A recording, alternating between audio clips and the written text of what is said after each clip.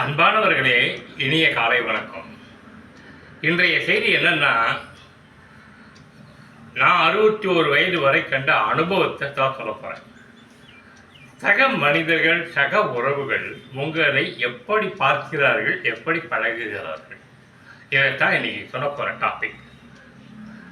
இதை பட்டியலிடுறேன். இதில் எந்த மனுஷனும் விதிவிலக்காக இருக்கவே இருக்க முடியாது.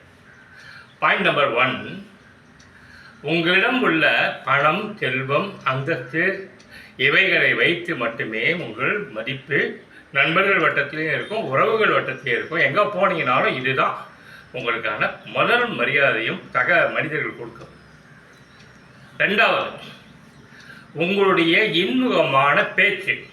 அதை தான் சொல்கிறாங்க, பேச்சை வார்த்தை வாழ்க்கைன்றாங்க.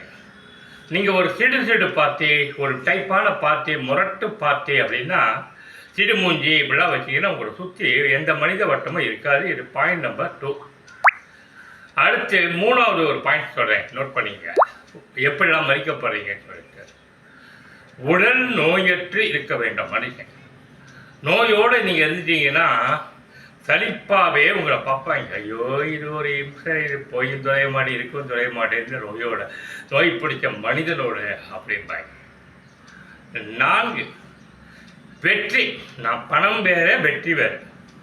உங்களுடைய வெற்றியோட அளவு, உங்களுடைய புகழின் அளவு, அதை வைத்து வியந்து பார்ப்பாங்க. சிவகார்த்திகேயனும் நானே இப்போ ரோட்டில் நடந்து வரேன்னு வைங்க, எல்லாருடைய கவனமும் சிவகார்த்திகை மேலே போவோமா, விஜயகுமார் மேலே போவோமா, அங்கே தான் விடுவாங்க. ரஜினி சார் வர்றாருன்னா ரஜினி சாரை பார்க்குறாங்க, கூட்டம் ஓடும்போது வெளியே விடாது. அதனால் அதை புரிஞ்சுக்கணும். நம்ம புகழ் தான் ஒரு மனிதனை சக மனிதர்களிடமிருந்து வித்தியாசப்படுத்துகிறது.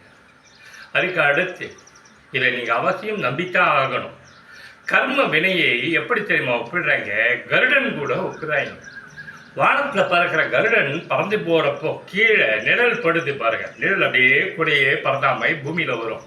அதுபோல் பிறவிகளாக நீங்கள் பாட்டு செத்து இட்டு மறுபடியும் பழைச்சா கூட உங்களுடைய நிழல் மாதிரி அந்த கருடனுடைய நிழல் பின்னாடியே வரா மாதிரி கர்ம வினை பின்னாடியே வந்துட்டு.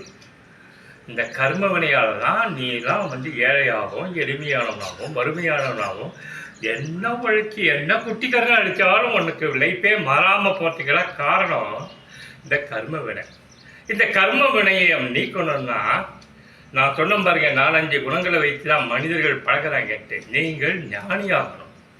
ஞானிகிட்ட பார்த்தீங்கன்னா பணம் இருக்காது, செல்வம் இருக்காது, ஒன்றுமே இருக்காது. ஆனால் அவங்ககிட்ட போய் நிற்பான். ஏன்னா அவனிடம் எதிர்பார்ப்பு, ஏமாற்றம் எல்லாம்